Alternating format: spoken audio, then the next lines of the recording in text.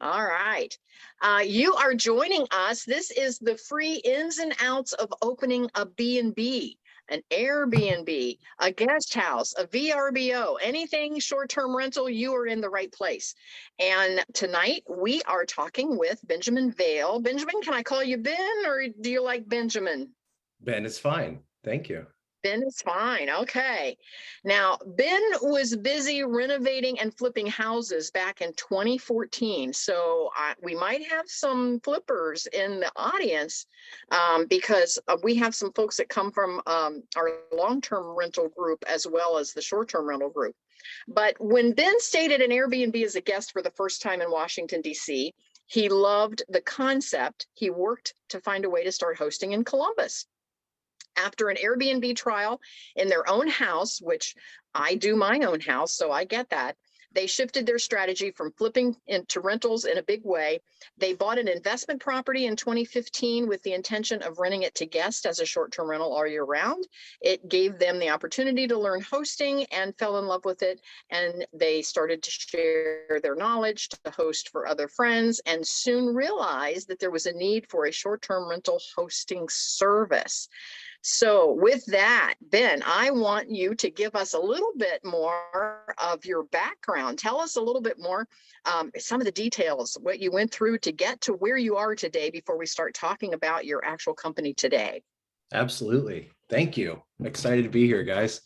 My background is real estate since a young age. So my parents were in real estate. And I have pictures of me being a 3-year-old or a 5-year-old scraping paint off of a fence and, just handed the best jobs. And, but no, I grew up in that environment and I always told myself that I was going to do anything other than real estate. But of course, that didn't really work out. I've been there. Yeah. I've been, my dad also. was a contractor. I get it. Yep. Didn't really think I was going to head down that path. And then, in college, I actually went ahead and got my real estate license and just started, being an agent and, really learned a lot. Getting started was hard. Getting started was just literally doing the lowest of the lowest jobs and trying to figure out how the business worked. And so I did that for a while and I learned, I got my license in 2008, which was a great time to get your real estate license. I went into banking in 2008. Yes. Same thing. Yeah. Yes. That's crazy. We've seen both sides of the market now. Really, I actually cut my teeth. I'll cut my teeth in real estate, learning how to do short sales. And, when I got started, that was like the only thing happening in the market at that time, unfortunately. And learning how to do that actually got me working with a lot of real estate investors. And it just opened my eyes to, what real estate investing can do for any individual. And that's kind of where I've made my focus. So, did that, started to also work on properties myself, really liked renovating properties and preparing properties for people to enjoy. And that kind of led me to Airbnb. So awesome. Hey, Ben, can you describe what a short sale is for those that don't know? Absolutely. So, back when we first got into the business, Adam, and in 2008, the values of houses were going below what people owed the bank for those houses. And unfortunately, what a lot of folks were deciding was to just walk away because they owed less or they owed more than what it was worth. But at that time, the government decided to do a program where if you owed more than what it was worth, they would allow you to sell it and relieve you of any difference that you owed. And it was a huge help to a lot of people. So just getting, there was about 60 pages of paperwork that had to be filled out, signed, notarized, sent in order with all the I's dotted and the T's crossed. But the ones you could get done were just, people's lives were changed for the better. Mm-hmm. So. Yeah. The bail. I mean, people talk about like, oh, there wasn't a bailout for like the little man in 08, 09. That was kind of, I mean, not the best. I mean, they could, I guess, you just give us a bunch of money, but I mean, that was the solution back then to deal with some of the upside down mortgages. But anyways, I don't want to get off on that tangent. Yeah, but the other option at that time, Adam, was that folks would just walk away and go into foreclosure. If you remember, there were and it was even worse. Thousands of foreclosures. There was. Yeah. People were stuck between either walking away and ruining their credit and their lives for years to come, or, trying to pay off this house and stay there. And, the HAMP program was what it was called. It was Home Affordable Mortgage, I forget exactly, but it allowed people to be like, oh my gosh, I'm not stuck. Like I can go move and finally get at this job. Because I mean, that's the other thing that happened is everybody lost their jobs. Yeah. And people wanted a new job, but I knew people that were stuck with a house and they couldn't, they got a new job states away, but they couldn't go because of the house. And then that was the first short sale that I did. Mm-hmm. And of course, if you had some cash in your pocket in those days, that was a great time for investors because you could gobble up those foreclosures and those short sales. Absolutely. And get into properties again for under market value. And then, as we all know, things started climbing back up again, and that put a lot of the investors in a great position. But you had to kind of be ready for that at the time. And of course, you don't know what you don't know. So we didn't know it was coming. So we didn't know to get prepared. And so a lot of us didn't get in on that ground level, but some of us did. So, it's what makes the world turn, I guess. Yeah. So tell us about that first time that you went to Washington, D.C. and stayed in an Airbnb. What were your thoughts on that? Kathy, I laid in bed that night and I thought about the family who lived upstairs in that house. And I thought about what this meant for them. And what it meant was it was a small studio apartment in their basement that prior to Airbnb was just a small studio that didn't produce any income and was a place for them to hang out. And with Airbnb, my wife and I think we paid $150 that night for that house. And the closest hotel was about, I don't know, maybe 20 minutes drive. But we could walk to Capitol Hill. We could walk to all the places that we wanted to see. It was a great location. There weren't any hotels closer, and it was less than any hotel. And it just felt like a win-win-win for everybody involved.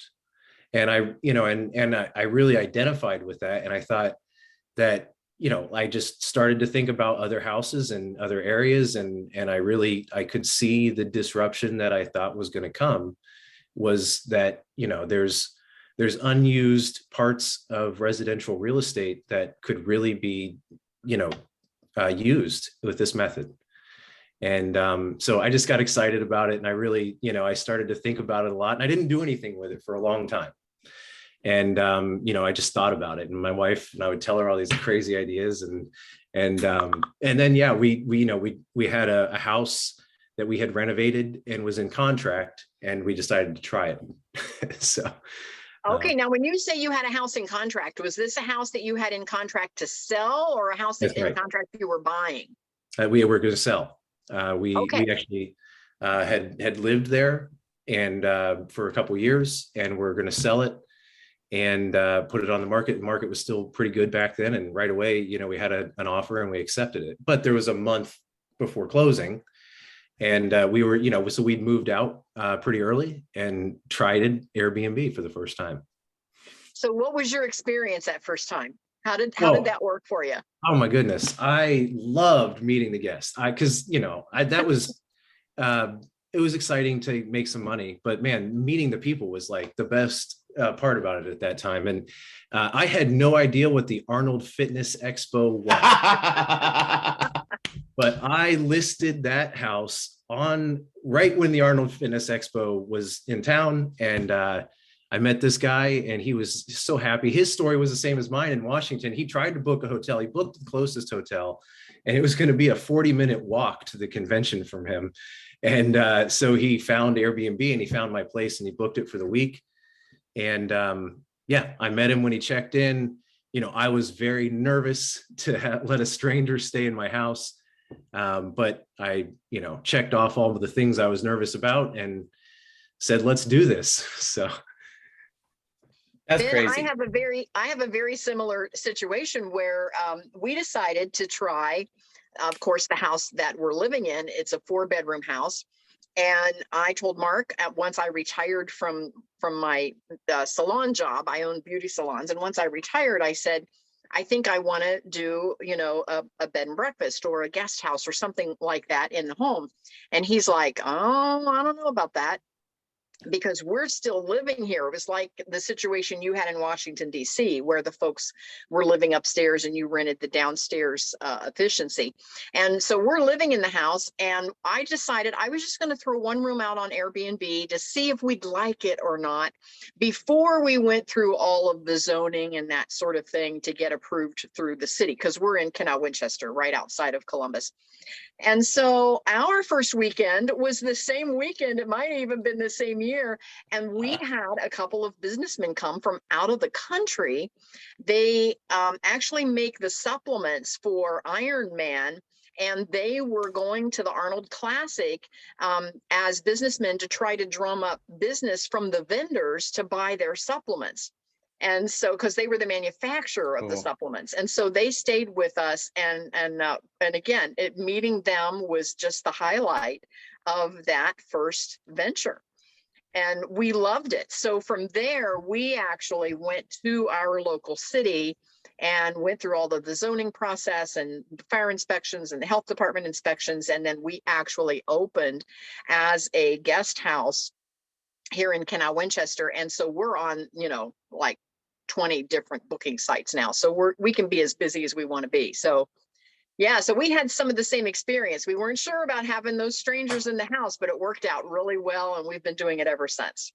Absolutely. And I mean, I would have never thought about that would be a person booking on Airbnb, especially before I tried it, and just like you described, I mean, a business, I love it. Well, and again, by the time they decided to go to the Arnold Classic, there were no rooms left, because for those that are in the Columbus area that are on this call, know that it's a big event. And when it comes to town, everything for miles around is booked up. And so, we're like, why are they in Canal Winchester? Well, they couldn't get anything in the city. And of course, we're a 20-minute drive from the convention center. So it's not like it was that far out. It seems far out to us because we're like, it's 20 minutes to half an hour to get to the convention. And then on a big event like that, where you're going to park and then you got to walk, and so it just felt like we were too far away. But to them, they're out of the country. They felt like they were right here, so they were happy. Absolutely. And fun trivia fact, that what state capital has a giant bronze statue of Arnold Schwarzenegger, and it's downtown. It's Columbus, Ohio. Because of that. It's great. Absolutely. That's funny. So anyway, so now you've stayed in an Airbnb, you now have put your house out there. Now you went ahead and sold your house, so then you no longer could use that as an Airbnb. That's right. So the idea went back on the shelf for another 6 to 9 months. Okay, so you're still thinking about it. You're still talking about it. So then what happened 6 to 9 months down the road? Okay, we'd bought a new house. We'd renovated said new house. And we actually were just considering to go ahead and maybe sell it again, sell that one. And again, we talked it over, went on the market, went in contract that day, and decided to try Airbnb again. Just give it another shot, And this time it was a family who had never been to the United States before. And their son was going to Ohio State for the first time. And they were from China, and they booked this house. And they were so thankful to have a 4-bedroom house that was, 10 minutes drive from the university. And again, I met them. I realized that, I mean, they were incredibly happy. We were incredibly happy. It was a win-win-win.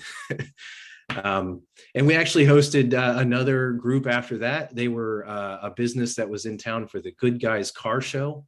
And they similarly made a part that were for classic Ford trucks, like a really, 3D printed or some very specific at that time. And there were 4 guys. They loved having the house.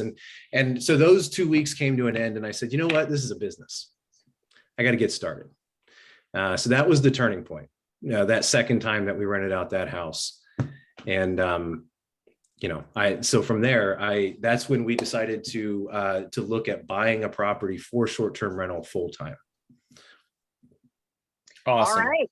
That is so exciting. And we've had folks from around the world. Now, not recently, once the pandemic hit, a lot of our international travel, of course, came to a screeching halt. A lot of the borders were closed. It's just now starting to open up again. We have some folks that are scheduled to come in from Vancouver, because again, coming back and forth from Canada is open. And so we're starting to see some international travel again, but we still could be at any time as busy as we want to be. I actually go in and block off some of my dates because I want to do something else and I don't want to be here. And so I'll actually block them off on my end just to give myself some time, because I can be as busy as I want. And so, I love that as well. So now you decided that you're going to actually work this as a business. So you started now. How did you find that perfect property? What was the must-haves in the property that you're looking for, just the short-term rent? Well, being close. I think location was really what I set out to find first. So I tried to in my head picture the guest and understand who it was and where they were wanting to book and why. And I think for my first forte into it, I saw the university and the downtown area as a huge draw. So I was looking specifically in areas that were close to both of those. The other thing that was important to me was I wanted to make it a profitable venture. So I was looking at houses that could make sense. I had to run the numbers of what I thought I would be able to rent it for, and I had to run the numbers of what it would be able to cost to put the furniture into it. And I just tried to find what I thought would be maybe a safe play, maybe a good return. But also what was important to me was it was an unknown, untested thing at that time, especially for me. And I also had to keep plan B in the back of my mind, which is, if this didn't work out, what would I do with the property that I purchased as a long-term rental? So I really wanted to make sure that what I was purchasing had that backup plan in place. So those are the criteria I looked for. And I ended up finding a 2-bedroom, 1-bathroom house that was right off the freeway, about 10 minutes from OSU. And that's the one I went for. Now, what zoning did you have to figure out for something like that? Was that an issue for you? It wasn't. It wasn't at the time. And it has come up over the years, but it hasn't been something that we've had to change or to fix. It's residential zoning. And, in Columbus, we now have short-term rental permits, and those were designed to work on residential zoned properties. So after the regulation for that passed, we didn't have to change anything with the zoning either. So can I pause real quick? Just because, one, I feel like we haven't acknowledged something, and that is, one, is there's this running joke that we have in this show that I'm the worst person in the world to co-host a short-term rental podcast, because I don't do anything for my short-term rental because of you, because you are my property manager. And we talked about this in the last episode. I was very excited because I'm like, we get to talk to Ben and it's going to be awesome. He's going to tell us all the secrets, and you are, and I appreciate that. But I just want to acknowledge and disclose you're my property manager, and you're the reason why I don't have to do anything. And I love you for that. So thank you. But also I wanted to get into this zoning thing a little bit, because I remember it was a scary time. When was this? Was this a couple years ago? It was like 3 or 4 years ago when the permit stuff happened. And sorry, my cat is like losing his mind.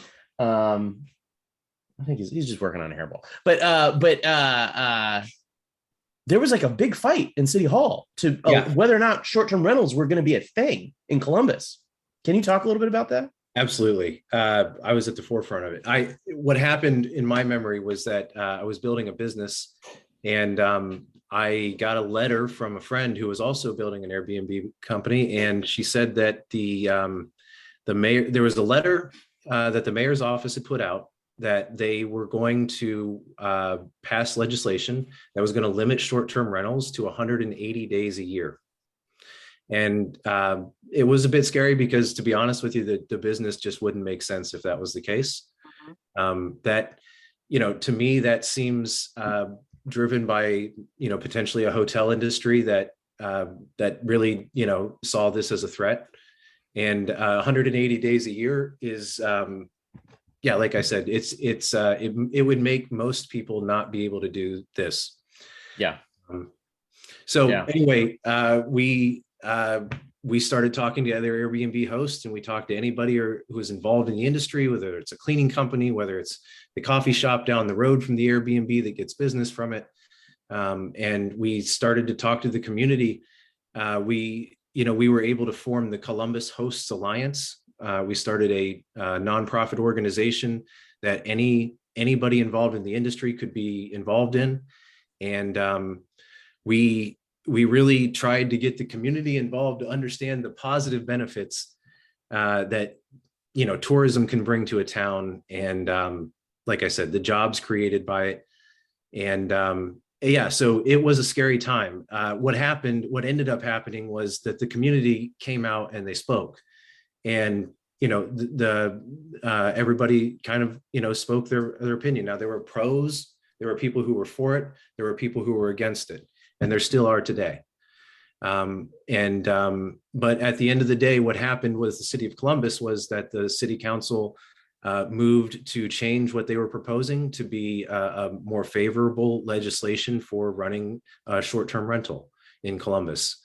And they, what I think ended up passing, we were pretty involved with a lot of different companies and everything at the time. And Airbnb told us that what Columbus passed was one of the country's leading legislation for short-term rental. Insofar as, the safety was considered, the neighborhood concerns were considered, everybody who came to the table, I think, was heard. And most people were pretty happy with the results. Mm-hmm. Yeah, it was. I mean, we have some of the best regulations. You're right, in the country. I mean, it's reasonable. You get a background check, you get fingerprinted, make sure you're not a mass murderer. You're not, you don't have any stuff in your background that somebody wouldn't want to rent from you for a short-term stay. And you pay a fee, and you get a permit, and It is what it is. Yeah, I mean, it's good. I love it. You pay tax to the city. Yeah, an occupancy tax. By definition, what is short-term rental according to the permit? Is it anything less than 30 days? Where does the 30-day mark come? Because there are some folks that they're calling it short-term rental in like a condo complex where the condo requires that maybe they have a minimum of 30-day. Is that still considered short-term and needs a permit, or is that not considered short-term and needs a permit? They actually clearly defined it to be 30 days or less. Okay. So 30 days or more is not considered a short-term rental. Okay. So anything less than 30 days, whether it's 1 day, 3 days, 28 days, it's still considered short-term in their mind. I get it. Okay. Now in Canal Winchester, it was something similar, because when we went to our city of Canal Winchester, and again, we're a much smaller city. As a matter of fact, just I think since 2008 till now, somewhere in there, we ended up having enough folks living inside the corporation limits that we went from a village to a city because of the number of people living inside the corporation. And so we're barely a city. we just squeaked out of the village, and people still call it, let's go downtown to the village. The old timers still want to think of it as a village. But anyway, the point there was that when we approached our city of Canal Winchester, being small, they had never had anyone approach them before. And so they didn't have anything in place. And they had to, of course, put their heads together and come up with a plan. And they came up with, instead of a permit, they came up with an occupancy letter. Not an occupancy permit, because that's for commercial space. They came up with an occupancy letter.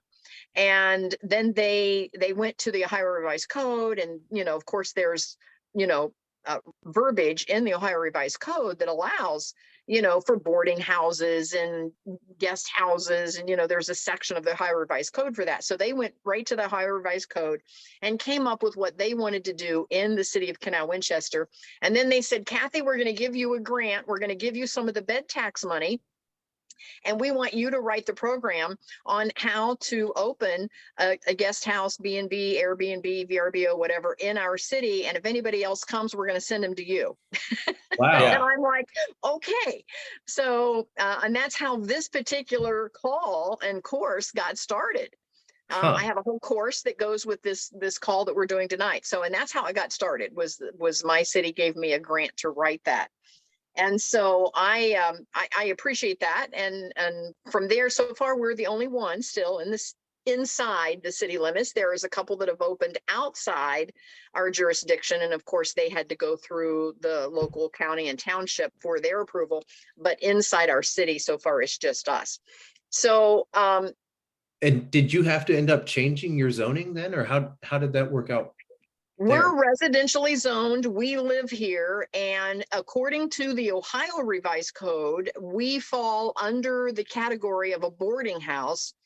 And then because we wanted to do short term, then our city came up with the additional regulation, again, with that 30-day. Anything less than 30 days is considered short-term rental. And if we rent less than 30 days, like, a weekend, 2 days, 2 weeks, whatever, then we do have to pay the bed tax. And on my actual tax return for the federal government, for the IRS, I have to actually file a Schedule C for my business, because we're called the Caraway Guest House. And so the Caraway Guest House actually goes on a Schedule C on the federal level. And of course, that follows through on, state and city taxes as well off the Schedule C. But as far as the bed tax, we do have to pay.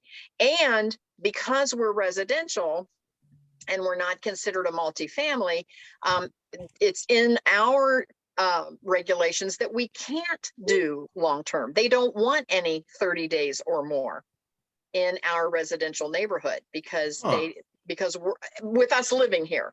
Now, if we moved out, we could rent our house long-term if we just wanted to turn our house into an investment property, but they don't want, it's not multifamily. Okay. That makes, okay. Yeah. You just, okay. Gotcha. Did I answer that? Yeah. Mm-hmm. Mm-hmm. Okay. So Ben, so now you've decided you're going to turn this into a business. You're getting the zoning under your belt. You've got the permit. And now how did you actually start? You started with this one house. How many do you have now? Yeah. Personally. Okay. I'm a part owner in, I think, 12 units. And so there's a couple duplexes and a couple multifamily, but a lot of single family houses. And so, and that is, it didn't start that way. So it's just been building kind of over the last couple of years. Yeah. And then can you tell us a little bit about your business? Yeah. So our company has grown a lot. How did you segue into actually creating this company? Tell us your thinking on that.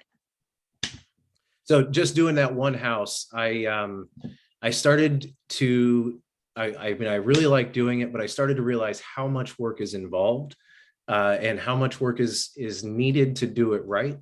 And it's quite a bit. And so I started to document all the processes. I started to try to improve all the processes. And I very quickly decided that I needed to have a team and I needed to, to build that team. So I found a great cleaner. I started to find some great maintenance contacts. And what I realized was that for me to do it just one house, I honestly needed quite a bit of help. But it was worth it. And so what I realized is that if other people wanted to do this, but they needed to work a full-time job, they probably would be better off maybe hiring a team to help them with the aspects of it.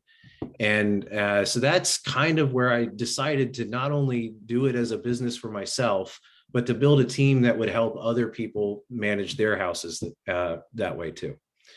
And the best news there is that you know what it takes and you know what it is that you like. So you're the perfect person to put together that team. That's right. It was a lot of trial and error. And it was a lot of like, okay, well, that works. And then that didn't. So we're going to do more of this way. And, just over and over and over. And also it took me telling my clients and my friends, hey, look what I did with this house. And people would say, hey, I had a friend who got a new job in Indianapolis. He needed to move out of Columbus, but he wanted to come back in a year. And it was like, he came to me and said, I got to sell my house. Help me sell my house. And I was like, okay, well, I can help you do that. But by the way, I'm just doing this Airbnb thing. And, maybe you could come back in a year that way. And his mind was like, oh my goodness, that'd be amazing. I don't want to sell this house. I want to move back here. I like my neighbors. And, so I helped him. That was the first one that I did for somebody else. And so I realized that we needed to build a team and we need to learn how to do it. And so that's what we've been doing. How many do you run? We now run about 130 short-term rentals, mostly all in Columbus, some in Cincinnati. And we've managed in other places like Indianapolis as well before. Awesome. Now, Awesome. I've got tons of questions myself. Now, do you just do 30 days and less, or do you do any of those that are a minimum of 30 days? Like I have property in Florida, and again, one of the criteria there is that we can short-term rent. They're calling it short-term of a minimum of 30 days. Do you have any that has a minimum like that, or is that not on your roster? We do. And we at different times have taken on different properties. We have also, we work with a client that they bought a property in an area that it was allowed to be a short-term rental, and then it changed and it wasn't allowed. And the thing is, the future can always change too. What we've built in our business is a way that even houses that are primarily meant for short-term rental can be rented out as midterm rental. And so almost all of our properties are available as what you would refer to as a 30-day or midterm rental. And then the ones that are in areas that are allowed to be short-term rental, those are both. When I've watched the growth of this business from where it was when I started to where it is now, what I see is the growth of 30-day bookings. There's a lot of more people that are doing that as a guest or as a consumer that never were, 3 or 4 years ago. And I think that that's going to keep growing. I think that when more people know that that's an option and consider it and put it in their plans, it's an amazing option. I've used it myself. And so we're investing in midterm furnished rentals in the future as well. And I think that one of the reasons, the pandemic that came along actually closed down a lot of opportunities, but it opened as many opportunities as it closed down. And I think one of the opportunities is that more and more folks are more mobile. They're working from home. They can travel more, and they don't have that restriction of punching the time clock like maybe they did before. And a lot of those companies realize that it's actually cheaper for them, for their staff to work from home as long as they're getting those production numbers. And then those folks realize that they can work from anywhere. Once they're working from home, it doesn't matter. And that's a perfect way to travel. For whatever reason, they can visit the kids, then the grandkids, and if they've got somebody in college, they can stay for longer. They don't have to hurry home because they have that job that they have to punch a time clock. So I can see where that is a huge opportunity. Absolutely. So my question is as you're building this business and you're starting to get all of these different units, and you've got some short term, you've got some midterm, and do you have very many where folks actually live in the house and have you manage rooms in the house, or are most of them where you're renting the whole house? We don't have any where an individual still lives in the home. Okay. And we've tried that in the past a few times. And it's harder to deliver a consistent product to a guest, in my opinion. And I'm not, and I've done it in the house that I lived in before. And so I think it's a great thing, but our business is focused on just properties that are full-time short-term rentals. Perfect. So my question is, how do you get the word out? How do you advertise to get the word out, to get those bookings? Do you have your own platform that you're advertising, or can folks find you by going on to not only Airbnb, but maybe booking.com or Expedia or Travelocity or any of those others? How do those bookings actually find you? Absolutely. So when I first got started, it was Airbnb only, and Okay. Airbnb was the biggest player in the game. And since then we've branched out on other channels. So today we're on Airbnb, we're on VRBO, we're on Expedia, and we've added a few other channels. The biggest one that we're most excited about most recently is that we are on Marriott Homes and Villas. And I'm super excited. We're actually the only property management company in Ohio that Marriott has partnered with. But that is a platform that they only partner with property management companies, and as opposed to individual homeowners. And there is a long vetting process, unlike Airbnb. So we're focused on those channels for right now. We also do have our direct booking website, and that's undergone an overhaul in the last 6 months. And so direct booking, Airbnb, VRBO, and Marriott Homes and Villas are our main distribution channels. Okay, that makes sense. So you're getting traffic from a lot of different lanes coming into your channel. So just to help our listeners understand, my guess is that you have some form of a channel manager so that you are not getting double bookings there. That's right. It's a key tool for anybody running a short-term rental, is to have a channel manager and really a property management software. In this industry, we have to use technology. It's about the only way to run it efficiently, and it changes all the time. All these softwares improve. We've used 4 different property management softwares in the time that I have run this business, and so anyway. But I look at that tool as the quarterback, and really it's the go-to, it's the one source of truth. And it is, it is the thing that we spend the most time on, looking at data. But also, the key piece is what you're talking about, the channel management, so that make sure that when you get a booking on VRBO, that your Airbnb calendar is blocked. I get it. Can you share your preference, or is that one of the secrets of your success? No, happy to share. Like I said, we've used several over the years. We've tried, I don't know, maybe 15 or 20 different softwares. We currently use Guesty. Okay. So they're one of the bigger in the industry, and they have, they develop a lot of tools. So there's lots of bells and whistles that come along with it.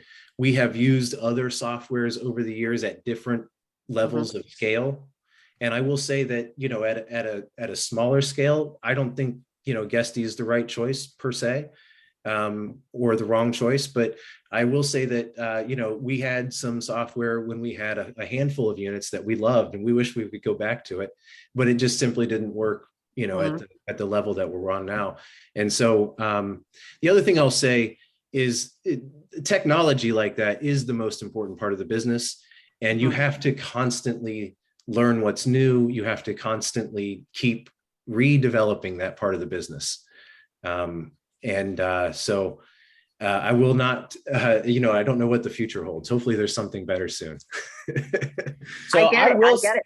I will say, as a client, I love Guesty. It's great because I can interact with the property. If I had more than one property with you, then I could see those. Those are broken down. I see like the dates that are coming up, what's coming up, what's blocked out. I can block out if I want to use it for something, like if I have friends coming in town, and then it gives me a very kind of rudimentary sense of the revenue that's coming in for that month. That's just on the heads up. And then the statements that I get are great because they're broken down. They give great detail and it makes perfect sense. It's just easy, which is what That's good to hear. Yeah, that's good to hear. The owner's portal is the feature you're talking about. Yeah. And, that's one of the reasons we switched to Guesty.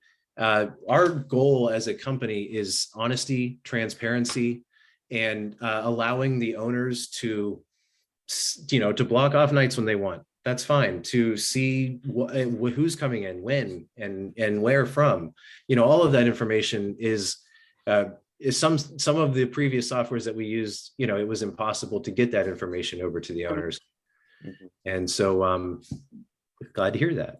Yeah. Oh, yeah. Now, and since I am much smaller, because right now I am simply doing 3 individually separate rooms in my home in Canal Winchester. And so on Airbnb, when I first wanted to give it a try to see if we liked having strangers in the house, I just put one of the rooms out on Airbnb. And if anybody that's listening to the call or to the replay, if you've ever searched Airbnb, there are hundreds of homes out there where somebody is just renting the back bedroom. And you can, book that for a night, and usually for a really great price. And you can get, if you're attending an event, you can maybe get, like we talked about earlier, you can actually get closer to your event than some of the hotels, depending on what you're attending. So anyway, that's how I started. So I'm using Cloud Beds at the moment as my channel manager. And since I put my rooms onto Airbnb individually, 3 separate rooms, and because I could have guests in each of the 3 rooms that don't know each other, and none of those 3 know me. So I really have a house full of strangers. I can have up to 4 people in a room. That's not very common. I most often will have 2, maybe 2 with some kids, most often 2 in a room. So, but I can have between 6 and 12 strangers in my house any given night because of the 3 rooms. And my Cloud Beds is what keeps all of my channels from double booking each other. And I simply connect. Airbnb was the first one I connected.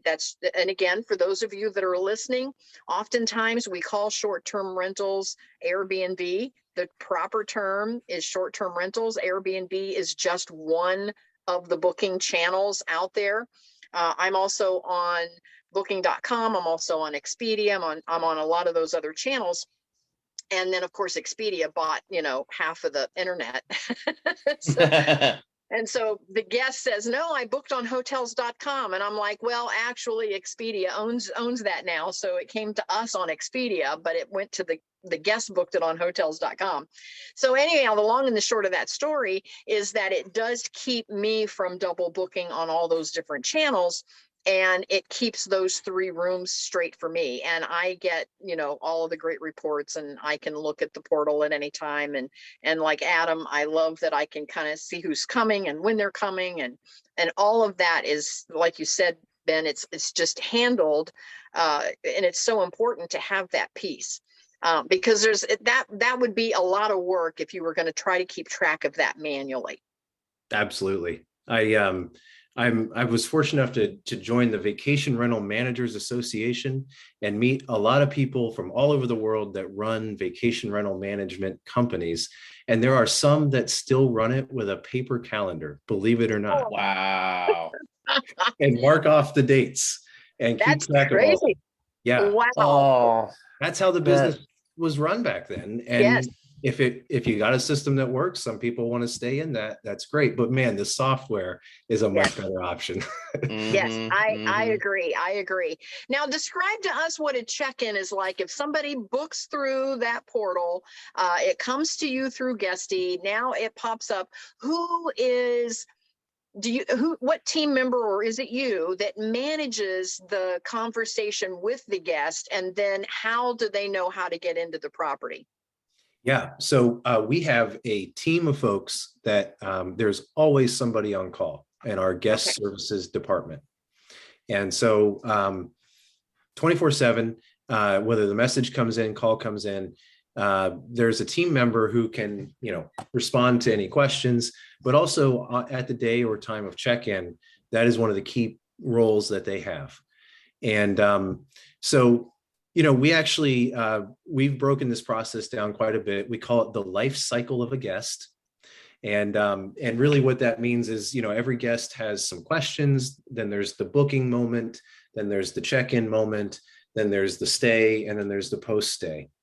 And so our guest reservation team has different pieces of information that come to the guest at different points of their reservation, of the life cycle of their reservation. But that check-in moment and that check-in information is the most critical part. Sending them the information that they need, making sure that they got the information, and that it's the correct information.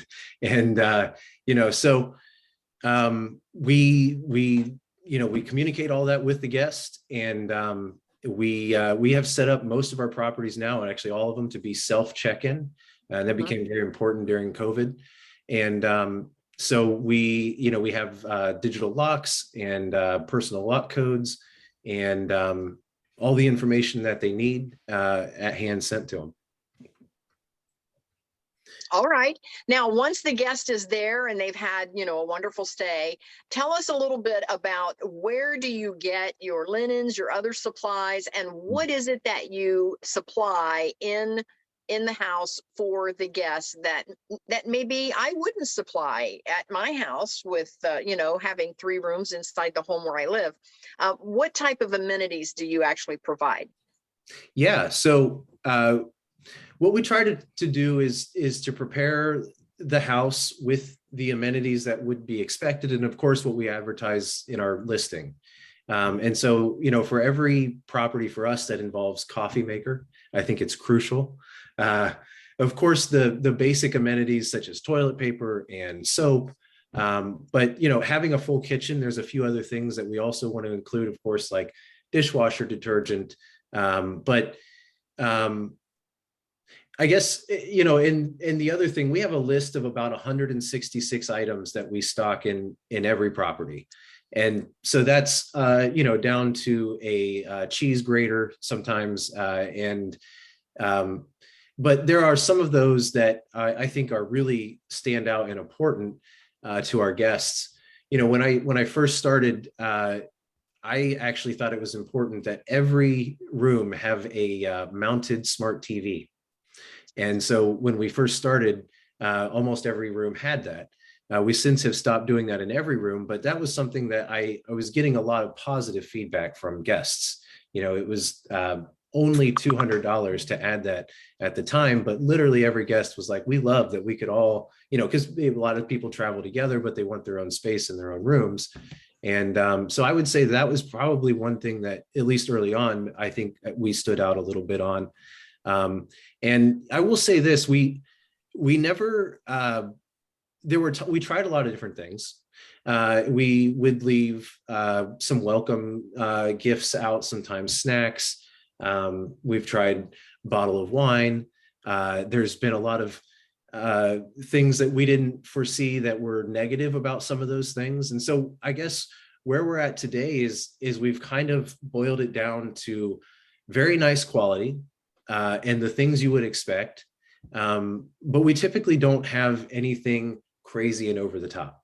And so we're delivering a very consistent, predictable, and pleasant, comfortable experience.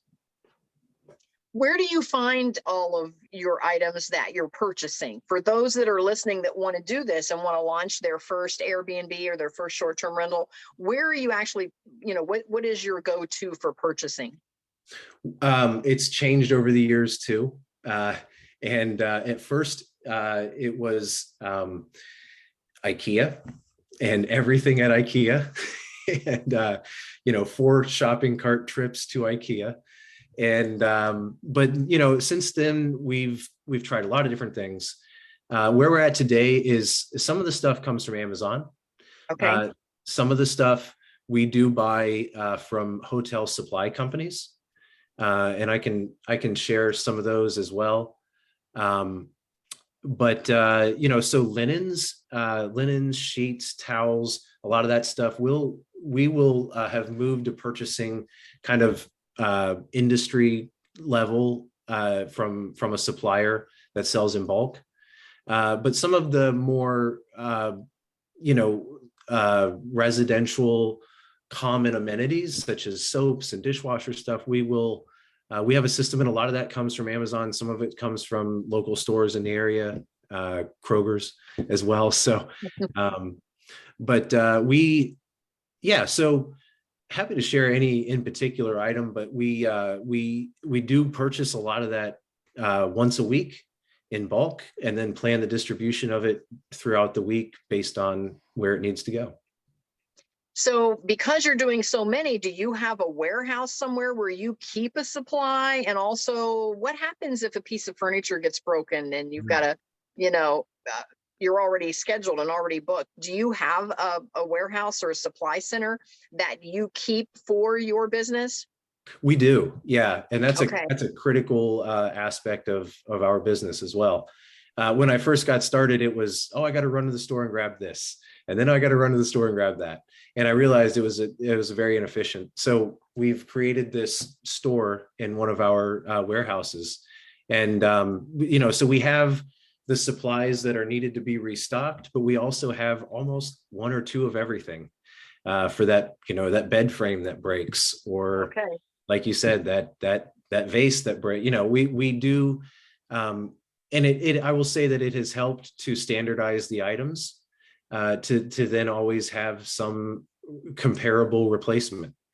And I think that's it was a sad day when we had to move there, because I really like having unique things and having one of a kind things. But unfortunately in this business, that's really hard to maintain. And actually, what we realized is what we'd like to do is set expectations that we can meet.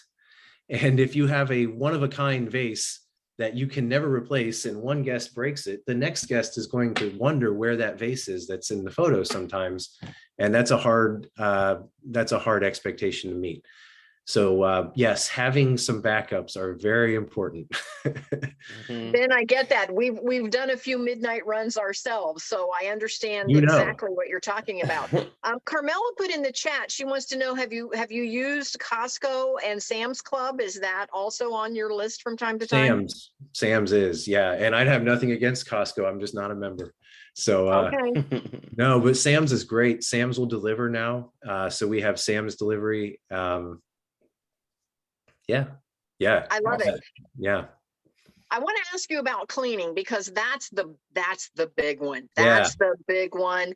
And how hard is it to find a cleaning team that cleans to your satisfaction? Are there any tips and tricks that you can share with our listeners? Because some of those folks may very well, actually not be close to their rental, and they're going to have a team to take care of that. So how do you handle that? Yeah, you're absolutely right. It's the most crucial part of the business. I think I have a lot of tips I could give. And I think it's that first off, most of the best cleaners in the world never set out to be a short-term rental cleaner. Especially when I got started, most cleaners had not heard of short-term rentals, didn't understand exactly what it was. And so what we've had to do over the years is to say, well, it's actually could be much better. Let me just show you. And, instead of cleaning this house once a month, you can clean it 10 times a month. And each cleaning is going to be much shorter. And so anyway, I will say that every cleaner I've ever worked with, it is not that day one, it either works or it doesn't. I think as a host, you have to gather feedback, you have to communicate well, you have to really build a relationship with everybody on the team. And the other thing, that we've really tried to drill down on is gathering feedback and providing it to the cleaners, whenever possible. And that's like definitely like positive and compliments from guests, and then also any, complaints or issues. And so a lot of times I think what happens in the industry is that feedback loop is cut off. And without the folks who are doing the cleaning knowing how it worked, what worked, what didn't, I think is one of the biggest tips that I can give to avoid. I mean, whenever positive reviews are left, those get sent to the cleaner who did the job. And that's a system that we're trying to continue to build. And so yeah, I think connecting the cleaner to the actual success of the business, I think, is very important. Great information. One last question then, and I want to ask, how do you handle those problem guests? What happens if somebody's going to throw a party? What happens if somebody's got way too many people, more than what they booked? What happens if they're too loud, or they're breaking something, or all those horror stories that we hear about? Yeah. How do you handle anything like that? With a lot of hard work, to be honest with you. I think this is one of the most important things for anybody wanting to start a short-term rental to really wake up and listen to. This is a serious problem that can affect any host in the industry. We take a big risk when we rent out a house to someone else who we don't know. It's true. There are a lot of things that we can do to mitigate that risk. And that's what have been focused on building for the last couple of years. So the most important thing we can do is ask questions, and we can learn more about our guests. And there's nothing wrong with that. And I want every host to know that. You have the right to ask almost any question you want, but really just don't be afraid to know more about your guests. Oftentimes they are willing to share with you. They want to share with you. And that's what we love. But sometimes you'll find a guest doesn't want to tell you everything, doesn't want to agree to the rules. And you also have the right to deny the rental to that guest, to protect your neighbors, to protect everybody involved. So I think those things are really important to know. When I first got started, I didn't actually know that. I mean, I had an idea, but I was hesitant to ask questions, and I was hesitant to deny a guest who I didn't trust. So I think asking questions, being willing to say no is important. Some things that we do in specific to prevent parties. So we have taken a stance several years ago that we absolutely do not allow any parties. And I think that was a key distinction too. And so we try to do a lot of things to deter guests that want to throw a party. Even with all these steps, there are people booking on Airbnb and VRBO who will try to lie and will try to have a gathering, and it's dangerous. So beyond that, there are some other things that I could recommend. We require every guest to sign a rental agreement, and I think this is very important.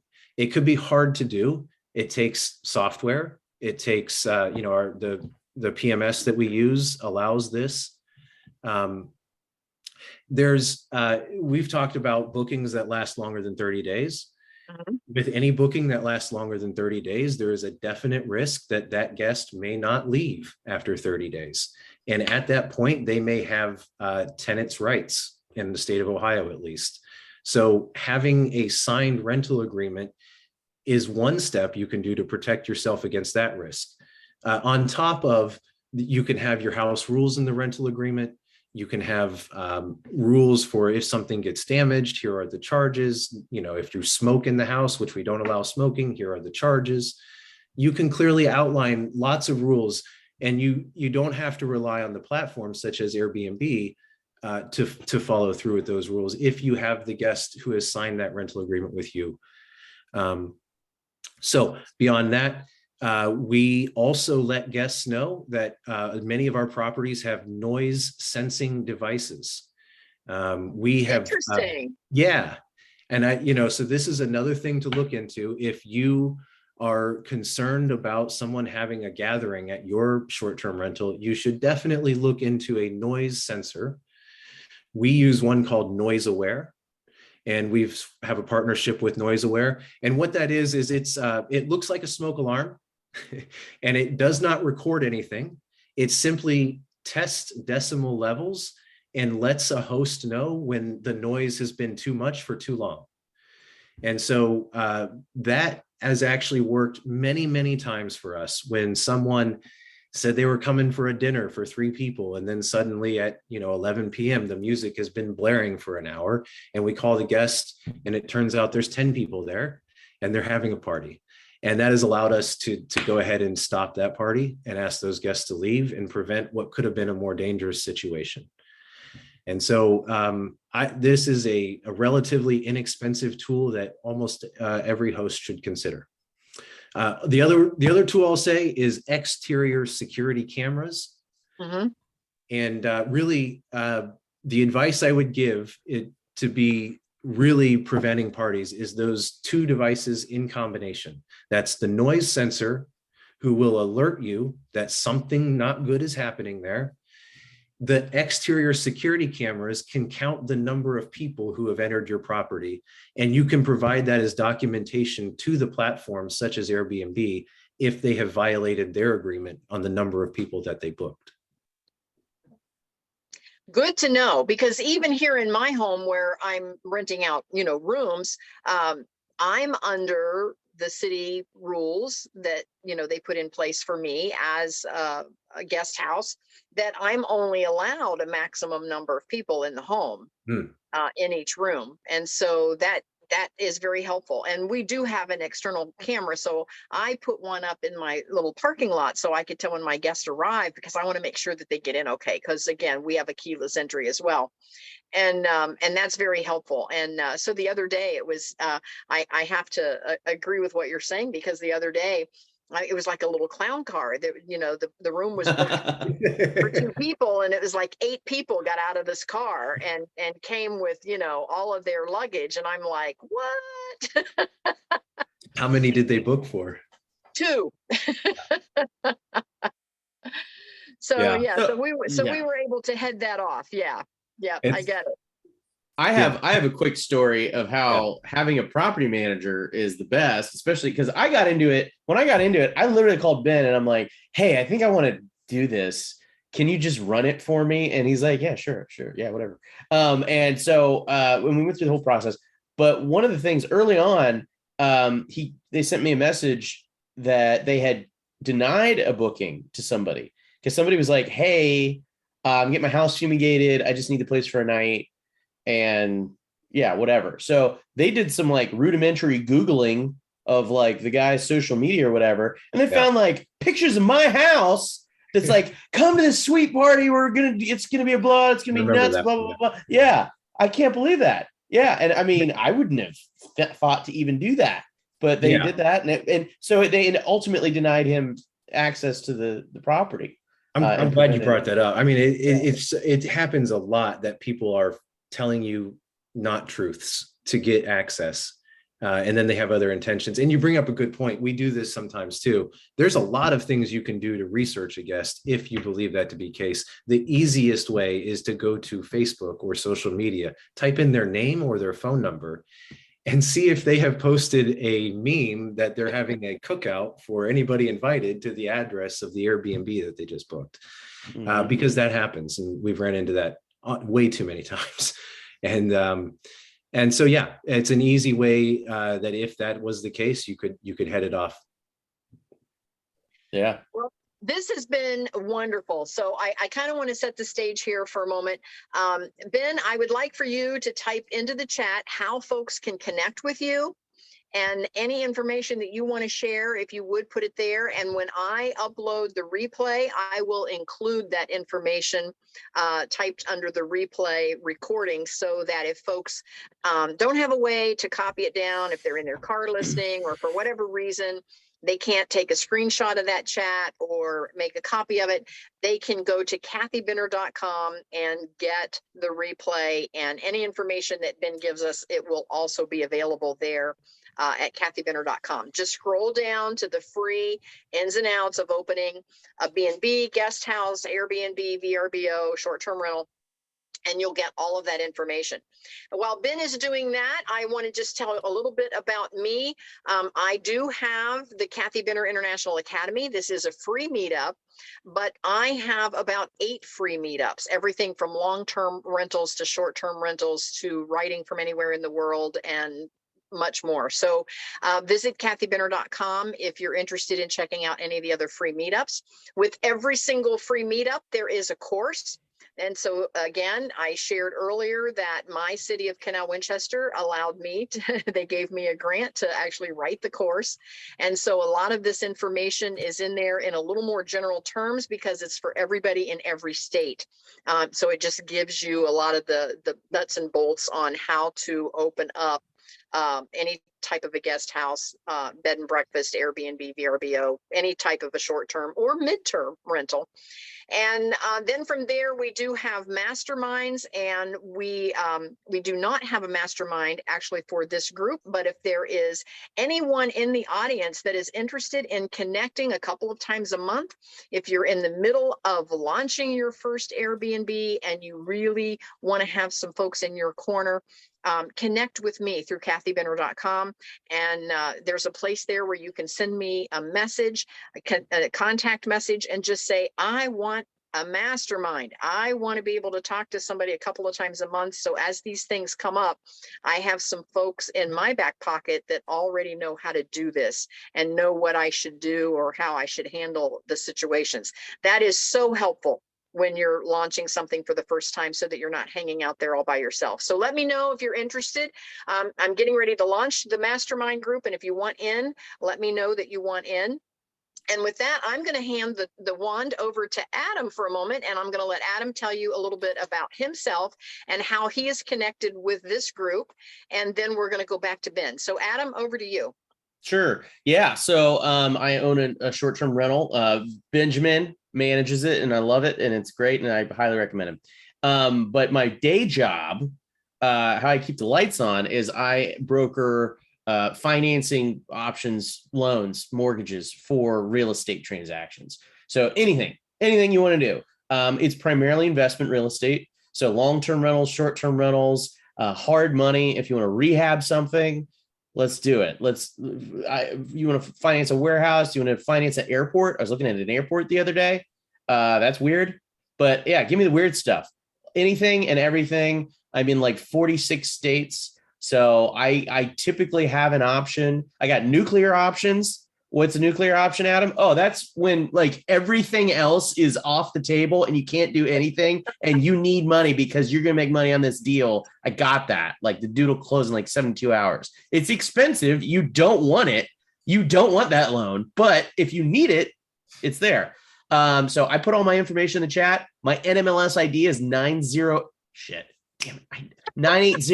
I always look at it. 980119. That's for the lawyers. Yeah. Yep. There you go. There you go. Adam, toss me in the chat as well, kathybinner.com, if you could. And yes. Benjamin, I'm going to circle back to you again. I want to thank you so much for coming on board. I love it. The information was great. The listeners got, I'm sure, a lot of information. And so anyway, I want to just toss it out to the listeners. If you have any questions, type it in the chat. We're going to give you a couple of minutes before we sign off. If you've got any direct questions for me, for Adam, or especially for Ben while we've got him here, if you have a specific question, toss it in there. And while we're waiting, I'm curious, Ben, do you have anything else that you want to promote or talk about or that you're looking for or anything like that? We are happy to talk to anybody who is interested in management services on short-term rentals. We are especially looking for the best short-term rentals in Ohio to be displayed with the Marriott brand. And we're very excited about that. So anybody who, is considering maybe doing a property or not, or just has questions about it, we're happy to talk. Also the other thing I'll throw out there is, have a passion for advocacy for the industry. I helped with Columbus and I loved it. And so any other towns or any other areas that people have questions or just maybe want some guidance on what they could do in their area, I'm always happy to help. I have a lot of friends in the industry that also are, in that area as well. And so anything like that, just shoot it over my way. And yeah, we'd be happy to help. Awesome. I love that. I love that. Because I'm telling you, the way that the world is these days, it's not hard to own properties in more than one state. And as we start expanding, we're going to run into different zoning and different issues as we move to different areas. And so that's very helpful. So thank you so much for that. I'm just checking the chat to see if we have any questions. I do not see any in the moment, but all of the information is there. For those of you that are interested, you can open up the chat and simply take a screen print of it. That way you'll have all of that information. If not, go to kathybinner.com and scroll down to the icon for this free meetup, and you'll find all the replay information there as well as what's in the chat. So with that, we are going to go. Thank you so much, Benjamin. I appreciate you being on. Adam, as usual, thank you for being my co-mod, my co-host. And we're all in Columbus, so we need to meet up for coffee or something. We do. Real quick, we did get one question that came through the Q&A from. Okay. I missed that. Go ahead, Adam. Rondria. She said, "Me and my partner are starting a co-hosting property management company. And we need help getting our first property. Also, do the owner of the property pay for these services?" So, So, I mean, I guess what's the best way, Ben, to recruit clients if you're trying to start your own property management company? Talk to people. I will say this: if you have the opportunity, start for short-term rental on your own and try it out. That's the best way that I could ever recommend to learn. And then the best way to grow is to tell everybody what you're doing, and if you love doing it, tell them that. And I think opportunities will come your way. I think what we see in this industry is that if you really like it, you'll do a great job at it. And if you're doing a great job at it, there's going to be more opportunities coming down the line for you. And I think you just have to, like I said, tell everybody what you're doing, and eventually you'll find some really good opportunities. Awesome. Cool. I love that. I love that. The entrepreneurial spirit lives on. Yes. Absolutely. Yes. Great information, great content. Again, thanks, Adam. And thank you so much, Benjamin. And we will see everyone next month. This was great. I really like doing this. Thank you, guys. We'll have you back soon. Thanks, Ben. Yes. We appreciate you, man. Thanks, guys. We'll see you. All right. Bye. Okay. See you guys.